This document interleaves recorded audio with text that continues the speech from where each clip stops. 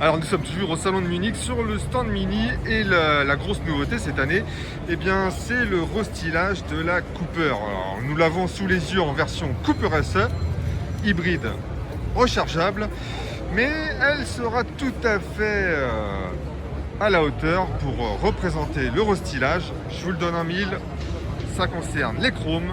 On passe un petit peu du tout au rien, comme chez tout constructeur.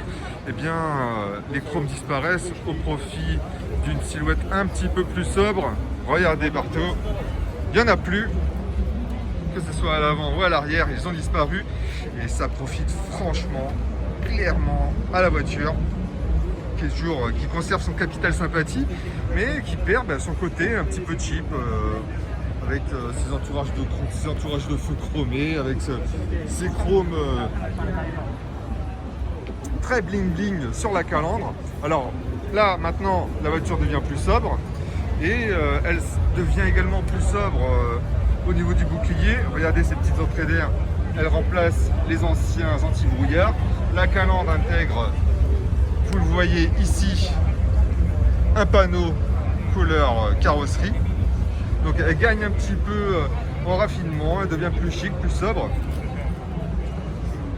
Et c'est vraiment la tendance, comme je vous disais, chez tous les autres constructeurs. Alors on va en profiter pour regarder une autre Cooper qui a été confiée au célèbre designer Paul Smith. Enfin designer, c'est plutôt un couturier, c'est un artiste. Et pareil, on retrouve le même esprit, plus de chrome, quelque chose d'assez rats, comme on dit, un petit peu brut.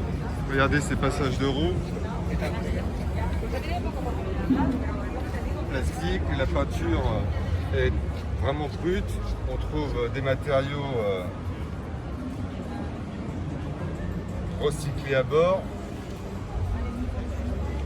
Jantes à l'aspect relativement basique, mais un petit peu old school. Bref, moi je la trouve plutôt sympa, très originale. Même le toit est transparent. Vous voyez.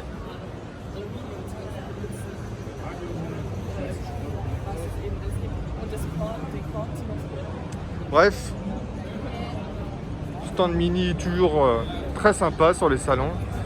Et la star aujourd'hui, comme je vous disais, c'est le restylage de cette Cooper qui devient plus sobre, sans ses chromes. C'est vrai que franchement, comme ça, elle est bien plus sympa à notre goût.